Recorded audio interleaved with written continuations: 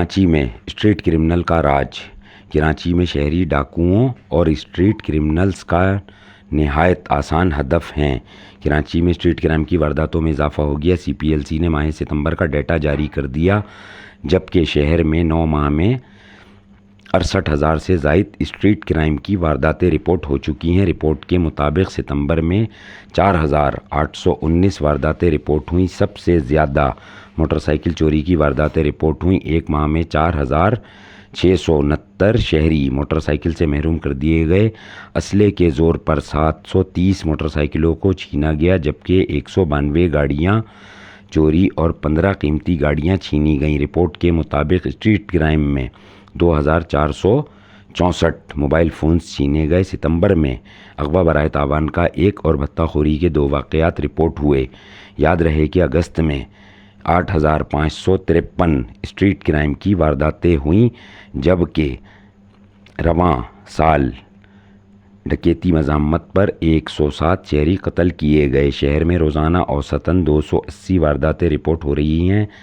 کراچی میں 9 ماہ میں 68,000 سے زائد اسٹریٹ کرائم کی وارداتیں رپورٹ ہوئی ہیں۔ خیال رہے کہ انسانی حقوق کمیشن آف پاکستان نے حالیہ سالانہ رپورٹ میں انکشاف کیا ہے کہ کراچی میں اسٹریٹ کرائمز میں 11% اضافہ ہوا ہے۔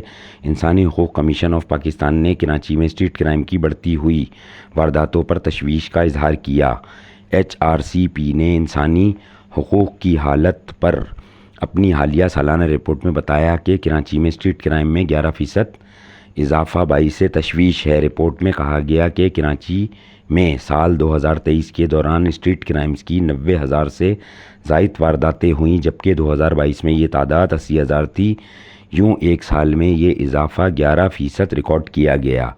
ایچ آر سی پی رپورٹ میں مزید تفصیلات بتاتے ہوئے کہا گیا کہ اسی مدت کے دوران ڈکیتیوں اور اسٹریٹ کرائمز کے دوران 134 شہریوں کو قتل جبکہ سینکڑوں کو زخمی بھی کیا گیا۔ انسانی حقوق کمیشن کی رپورٹ میں سندھ بھر میں امن و امان کی صورتحال کو تشویشناک قرار دیتے ہوئے کہا گیا کہ اس دوران سندھ میں ریکارڈ 3,296 پولیس مقابلے ہوئے، جو گزشتہ کسی بھی سال کے مقابلے میں سب سے زیادہ ہیں۔